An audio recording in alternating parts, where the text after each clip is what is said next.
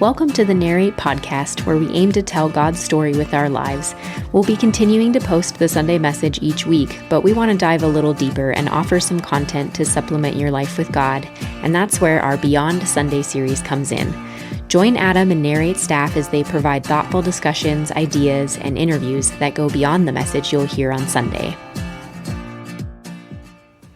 Hey Narrate, so we recorded this episode just about all the things happening on April 12th, and then we kind of decided a few days later that we would flip the order of events. So all these details are correct, but just know as you listen that when you come to the events on the 12th, we're actually going to start with the Q&R with Bishop Jeff Bailey, and then we'll go into Hannah's ordination after that.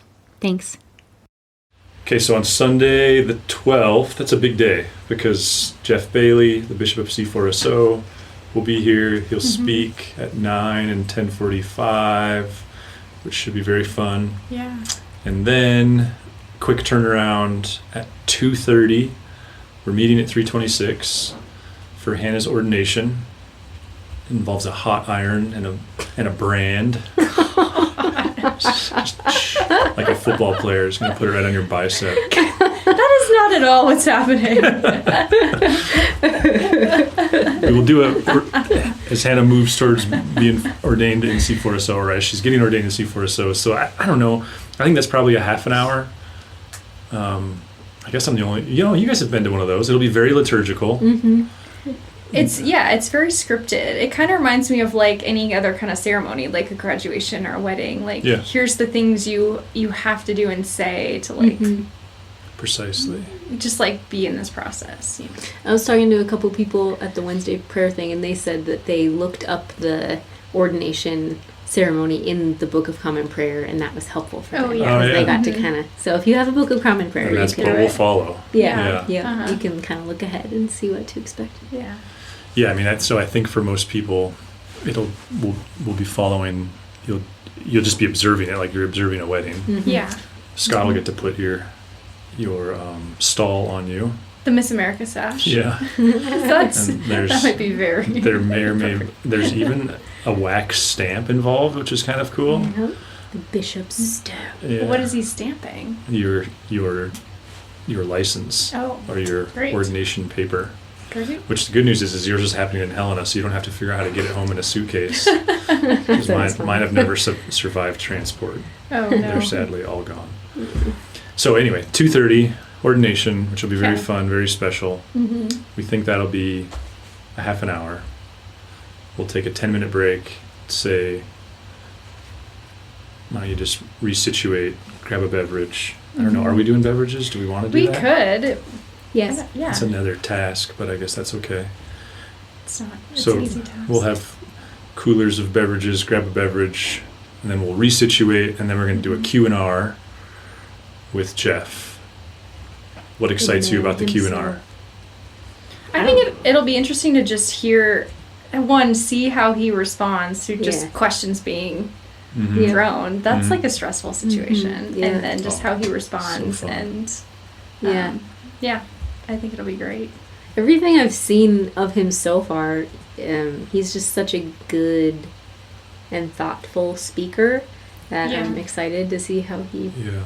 Mm-hmm. So I'm sure it's not lost on him that we're trying to see if this is a good fit and, all that stuff. So you had him in a C4SO worship pastor gathering. Mm-hmm. What stood out to you about his interpersonal style there? He's just always so good at listening. Like he shows up as the speaker, and yet he ends up asking a lot of questions. And he's just and he always kind of leads with that. He's like, I have a few thoughts prepared, but then I have some questions for you guys too, and it's just really kind of different.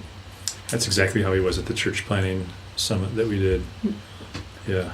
Which seems to be the right role for a bishop, because he's not the primary vision creator. Mm-hmm. He's there to encourage and support and be a thought leader. But I wonder if he'll ask questions at his question and response. Yeah, and I suppose we should probably roll back all the way to the last owners meeting, and just that we said this idea that anytime a dating couple a dating couple will often reach this point where they're like, wow, this is getting serious, and so they name that, and then they bring people in to help them further scrutinize before they get engaged and get married. And we feel like that's where we're at with C4SO. Right. Maybe didn't see it coming, but it felt to us like the next step was Jeff's being here, him experiencing a Sunday gathering, him experiencing us in lots of different ways. And so this Q&R it's really for everybody. It's for the Narrate community. Yeah. Staff, council, we will have had other gatherings where they'll have got to ask their questions. And so this is really for you all to ask any question, whether that's related specifically to what that could or would look like with Narrate and C4SO, or Anglicanism more generally. Because he's also a guy who, I always get confused. He taught at either Cambridge or Oxford for a number of years. So he's not a cradle Anglican, but he very much has some expertise in that area, obviously. Sure. So I guess that also brings up just that it's a big tent book. Like, part of why we got that out when we did was to also further stimulate questions. So you can go like, Adam said this, is this even actually accurate? And ask your question. So it's really, I don't know, I think it's a 2:30 to 4 o'clock thing, which is really hard for families, but we're trying to fit that in. And what question are you going to ask? Man, I don't know. Really? I have all my questions answered. Really? Yeah. Anything forefront for you? Well, yeah, I want to have a question or two, but I'm more like, I have to get through this ordination without passing out or throwing up. Sure. Yeah, I think then once I get to through that, ask then questions. I'm like, okay, now I can ask a question or two. That's fair. Yeah, I'm really excited to hear. It'd be exciting to see who shows up, what questions you all have, what the tenor and tone of that. I mean, it has the potential to be really fun. Yeah. Yeah. Plus, he loves hiking, so. Yeah, he's a cool guy. This is great. Like, he is cool. Yeah. Yes, we were supposed to go skiing that Saturday, but that doesn't seem like that's possible. Take him hiking. Hike. Yeah, Mount Helena or Yeah, something. Teresa and I are going to hike Mount Helena with him Friday. Nice. Oh, cool. Between things. Yeah. That'll be fun. Hopefully. I mean, who knows what the weather will be, but either way. So when is he getting in and when is he leaving? He gets in, I think he gets in at around noon on Friday. Okay. And then he's leaving on that early flight Monday morning. Okay.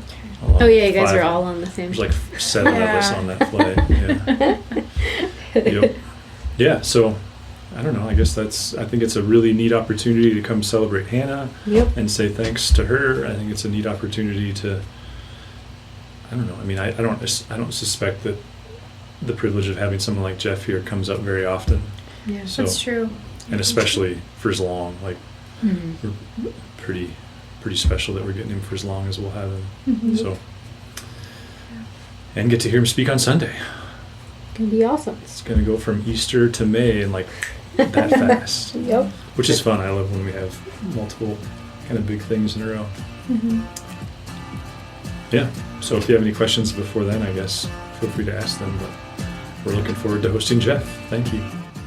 If you'd like to learn more about Narrate Church, find us online at narratechurch.org. You can also look us up on Facebook or Instagram. Thanks for listening.